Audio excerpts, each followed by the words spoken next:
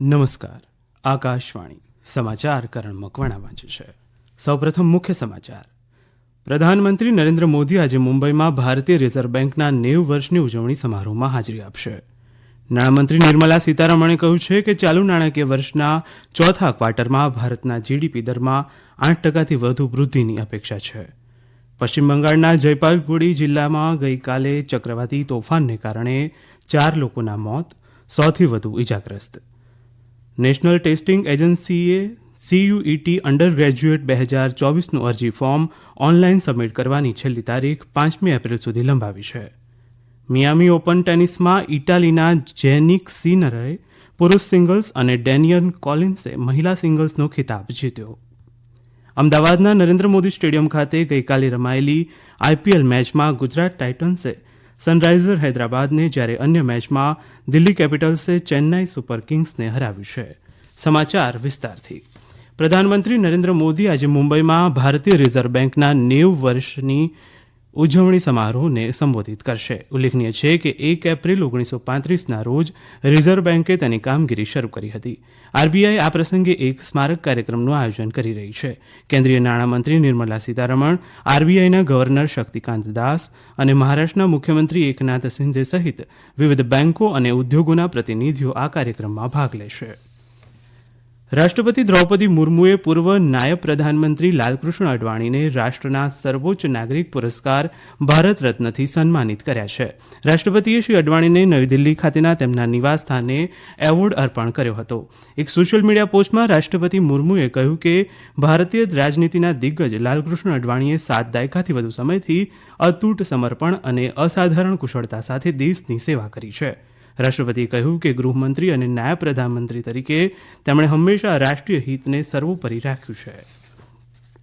નાણામંત્રી નિર્મલા સીતારમણે કહ્યું છે કે દેશની જીડીપીમાં ચાલુ નાણાકીય વર્ષના ચોથા ક્વાર્ટરમાં 8% કે તેથી વધુની વૃદ્ધિ થશે. મુંબઈમાં એક રોકાણ સમિટને સંબોધિત કરતા તેમણે જણાવ્યું કે ફુગાવાના યોગ્ય સંચાલન અને બૃહદ આર્થિક સ્થિરતાની અસરોને કારણે વર્ષ 2023-24ના નાણાકીય વર્ષ માટે અર્થતંત્ર વૃદ્ધિ દર દર્શાવે તેવી અપેક્ષા છે. તેમણે કહ્યું કે ભારત એશિયાની ત્રીજી મોટી અર્થવ્યવસ્થા ઓક્ટોબર-ડિસેમ્બર ક્વાર્ટરમાં વાર્ષિક ધોરણે 8.4%ના દરે વૃદ્ધિ પામી છે, જે અગાઉના ક્વાર્ટરમાં નોંધાયેલા 7.6% વૃદ્ધિ કરતાં વધુ છે.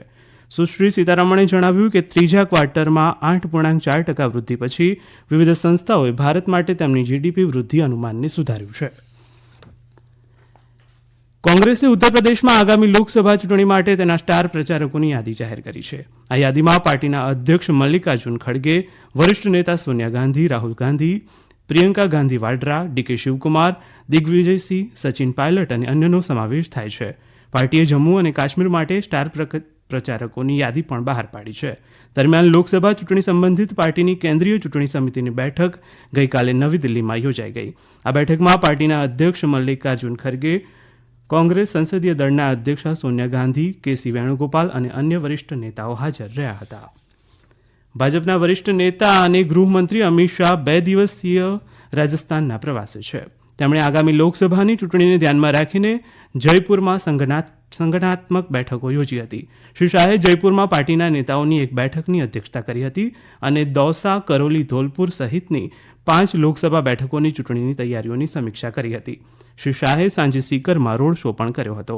ગૃહમંત્રી આજે જોધપુર જશે અને જોધપુર, પાલી, જાલોર, સિરોહી અને બાડમેર લોકસભા બેઠકોના નેતાઓ સાથે બેઠક કરશે.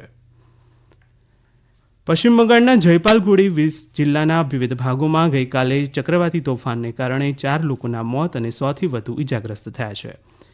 વાવાઝોડાને કારણે ઘણા ઘરોને નુકસાન પહોંચ્યું છે અને જલપાઈગુડી શહેર અને પાડોશી મૈનાગુરીના ઘણા વિસ્તારોમાં ઘણા વૃક્ષો ધરાશાયી થયા છે.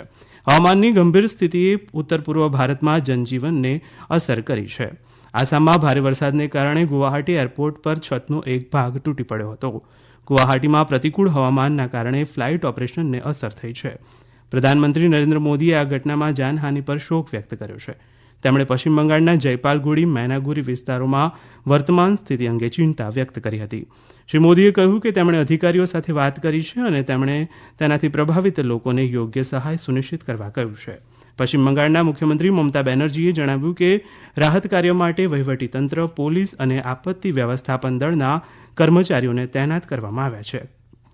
દરમિયાન ભારતીય હવામાન વિભાગે કહ્યું છે કે 2 પશ્ચિમી વિક્ષોભ આગામી 5મી એપ્રિલ સુધી હિમાલયનના પ્રદેશને અસર કરે તેવી શક્યતા છે, જ્યારે 6 એપ્રિલ સુધી જમ્મુ અને કાશ્મીર, લદ્દાખ, મુઝફ્ફરાબાદ, હિમાચલ પ્રદેશ અને ઉત્તરાખંડમાં છૂટાછવાયા વરસાદ અથવા હિમવર્ષા સાથે વરસાદ અને તેની ઘટનાઓની સંભાવના છે. બીજી તરફ પંજાબ, હરિયાણા અને ચંદીગઢ જેવા રાજ્યો આ મહિનાની 5મી તારીખ સુધી આની અસર હેઠળ રહેશે. આ સમાચાર આપ આકાશવાણી પરથી સાંભળી રહ્યા છો.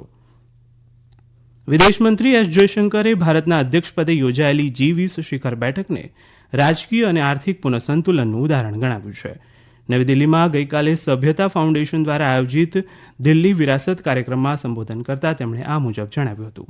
તેમણે કહ્યું કે ઘણી રીતે આ સંમેલન રાજકીય અને આર્થિક પુનઃસંતુલનનું ઉદાહરણ હતું, જ્યાં વિશ્વને પ્રભાવિત કરતા અથવા વિશ્વ પર પ્રભુત્વ ધરાવતા કેટલાક દેશોને બદલે હવે તે વ્યાપક બન્યું છે. તેમણે એ પણ નોંધ્યું કે G20 બેઠકમાં રાજકીય અને આર્થિક પુનઃસંતુલન પછી હવે સાંસ્કૃતિક પુનઃસંતુલનને મહત્વ આપવામાં આવ્યું છે. સેન્ટ્રલ બ્યુરો ઓફ ઇન્વેસ્ટિગેશન આજે તપાસ એજન્સીના સ્થાપના દિવસ નિમિત્તે 20મા ડીપી કોહલી મેમોરિયલ લેક્ચરનું આયોજન કરી રહ્યું છે. ભારતના મુખ્ય ન્યાયાધીશ જસ્ટિસ ડી.વાય. ચંદ્રચૂડ આજે નવી દિલ્હીમાં ભારત મંડપમ ખાતે ડીપી કોહલી મેમોરિયલ લેક્ચર આપશે. આ વર્ષની આ વ્યાખ્યાનની theme એડોપ્ટિંગ technology to advance criminal justice છે. ભારતના મુખ્ય ન્યાયાધીશ આ પ્રસંગે સીબીઆઈ અધિકારીઓને વિશિષ્ટ સેવા માટે રાષ્ટ્રપતિ પોલીસ મેડલ અને મેરિટોરિયસ સર્વિસ માટે પોલીસ મેડલ પણ અર્પણ કરશે. સેન્ટ્રલ બ્યુરો ઓફ ઇન્વેસ્ટિગેશનની સ્થાપના ભારત સરકારના 1 એપ્રિલ 1963ના ઠરાવ દ્વારા કરવામાં આવી હતી, જે માત્ર લાંચ અને ભ્રષ્ટાચારના કેસોની જ નહીં પણ કેન્દ્રીય નાણાકીય કાયદાઓના ઉલ્લંઘનો અને ગંભીર ગુનાઓની તપાસ કરવા ઉપરાંત સહાયક ગુપ્ત માહિતી એકત્ર કરે છે.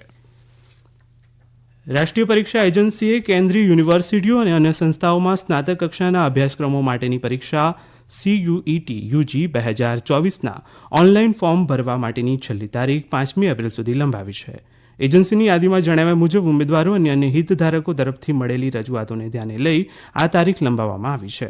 ઉમેદવારો ઓળખ માટે સ્કૂલ આઈડી અથવા ફોટોગ્રાફ સાથે કોઈપણ સરકારી આઈડીનો ઉપયોગ કરી શકે છે. ઉલ્લેખનીય છે કે આ પરીક્ષા આગામી 15 થી 31મી મે દરમિયાન યોજાવાની છે. મિયામી ઓપન ટેનિસ ટુર્નામેન્ટમાં ગઈકાલે અમેરિકામાં ઇટાલીના જેનિક સિનરે પુરુષ સિંગલ્સ અને અમેરિકન ખેલાડી ડેનિયન કોલિન્સે મહિલા સિંગલ્સનો ખિતાબ જીત્યો છે. જેનિક સિનરે ફાઇનલમાં બલ્ગેરિયાના ખેલાડી ગ્રિગોર દિમિત્રોવને 6-3, 6-1થી હરાવ્યો હતો. અમેરિકન ખેલાડી ડેનિયલ કોલિન્સે ફાઇનલમાં કઝાકિસ્તાનની એલેના રૈબાકિનાને 7-5, 6-3થી હરાવી હતી. અગાઉ ભારતીય ટેનિસ ખેલાડી રોહન બોપન્ના અને તેના ઓસ્ટ્રેલિયન પાર્ટનર મેથ્યુ એબડને ઐતિહાસિક પુરુષ ડબલ્સનો ખિતાબ જીત્યો હતો. આ જોડીએ ક્રોએશિયાના ઇવાન ડોડિક અને અમેરિકાના ઓસ્ટિન ક્રાજિસેકને 6-7, 6-3, 10-6થી હરાવ્યો હતો. અમદાવાદના નરેન્દ્ર મોદી સ્ટેડિયમ ખાતે ગઈકાલે રમાયેલી IPL 2020 મેચમાં ગુજરાત ટાઇટન્સનો સનરાઇઝર હૈદરાબાદ સામે 7 વિકેટે વિજય થયો છે. પ્રથમ બેટિંગ કરવા ઉતરેલી હૈદરાબાદની ટીમે 20 ઓવરમાં 8 વિકેટે 162 રન બનાવ્યા હતા.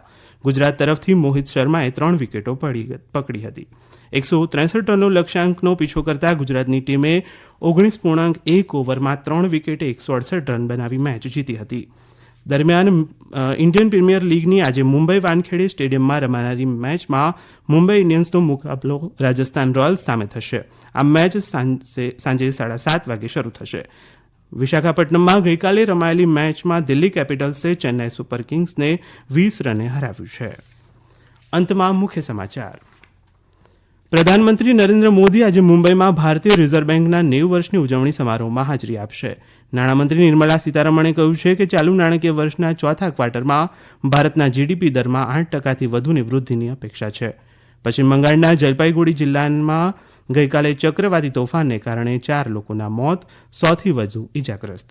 નેશનલ ટેસ્ટિંગ એજન્સીએ CUET અંડર ગ્રેજ્યુએટ 2024નું અરજી ફોર્મ ઓનલાઈન સબમિટ કરવાની છેલ્લી તારીખ 5મી એપ્રિલ સુધી લંબાવી છે. આકાશવાણી પરથી સમાચાર પૂરા થયા.